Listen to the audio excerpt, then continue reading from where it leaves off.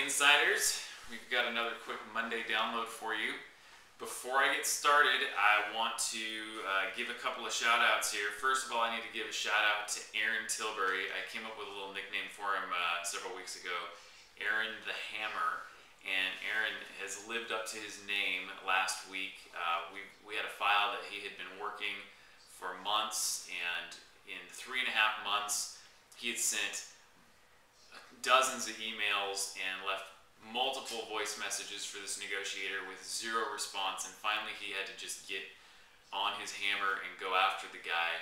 And we like to just, our philosophy here is that we want to be nice, but sometimes you just have to, there's a time that comes that you have to not be nice.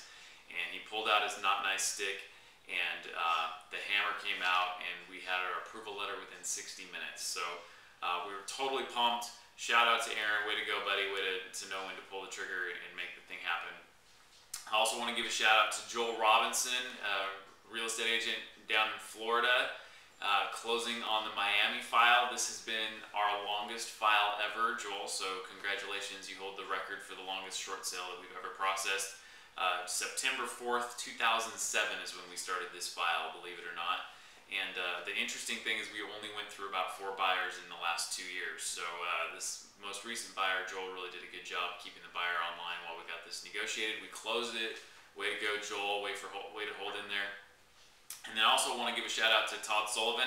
We had one of those super quick ones. This was a kind of a one-hit wonder, if you will, and Todd can attest that definitely the majority of the short sales don't go this way, but we had an offer submitted to our office on the 24th of August, and the short sale approval letter was in our office last week on the 9th, so we're looking at about a 2-week turn time there. So congrats, Todd. Way to go, Joel, and thank you, Aaron, for all that you do. All right, so let's go into a couple of things that I want to talk about today, and I have a couple of emails here that I'm going to read. And we're going to be talking about appraisals that come in advance of offers. This first email is from Ray Murphy, and he writes, Matt, I seem to be getting appraisals in advance of offers, and in the case of this email string, even in advance of Idaho Housing and Finance, saying they would be willing to entertain a short sale offer. I received a call from the appraiser and then an email from Idaho Housing saying I would be getting a call from the appraiser of the appraisal service about performing an appraisal of this property. I attached a copy of a letter they sent to the appraiser and attached to me in the email. I took this as a positive in this case. Should I?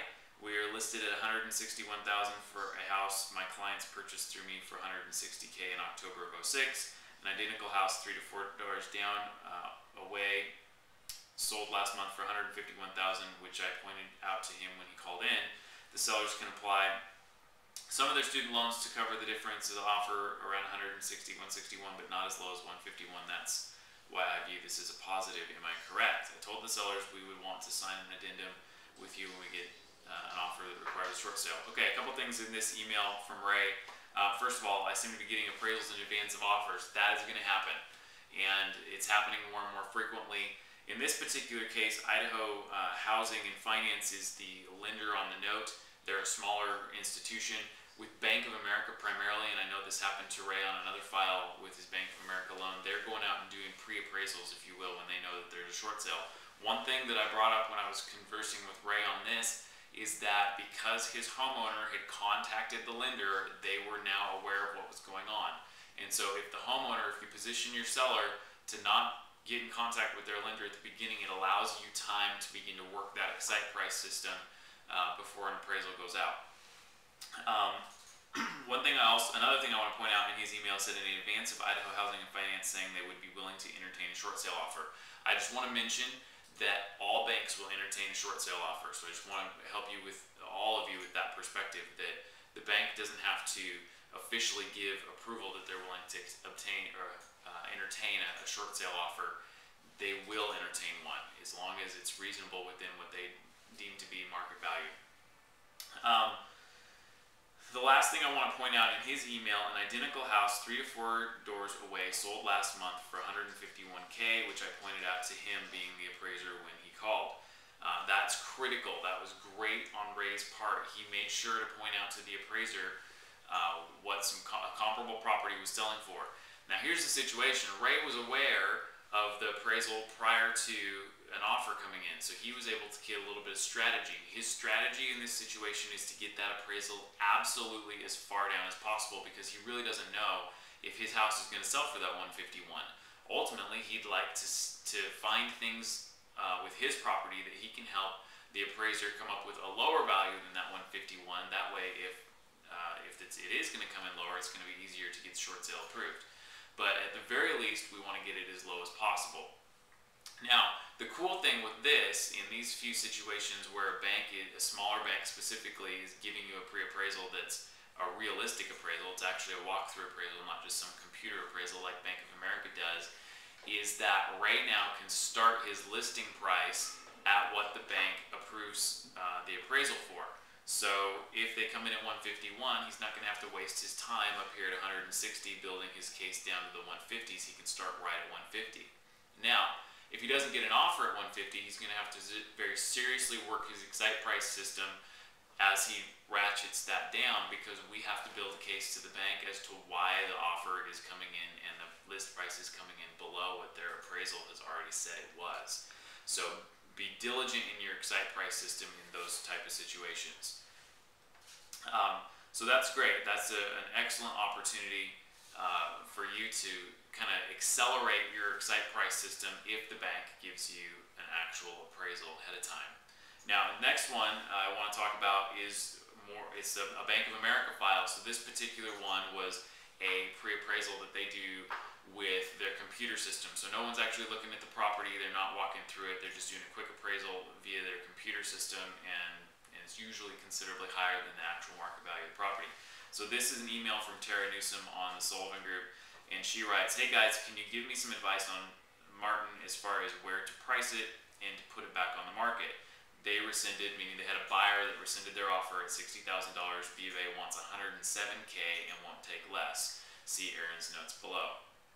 So my response, first of all, to Tara was, my question to her was, is there a foreclosure looming on this property? Because here's the situation, is that we have to build a case with the bank at this point through our excite price system, and we're going to have to go way above what we know the value's at. If they had an offer at 60 and they had been working their excite price system to get down to 60, that's where we know market value is. But the bank's telling us 107, which means we have to bump up the value, or the list price rather, to that 107 and start working our way down, which is going to take us some serious time. If there was a foreclosure coming in the next month or two, then we'd have to change our strategy. So here's the strategy that we approached this one on, and that was to relist the property at the 107, since that's what the bank says they want and that's what they say the property's worth, and then begin working the excite price down a little bit at a time, every 2 or 3 weeks, dropping that price a little bit until we get back down where we need to go.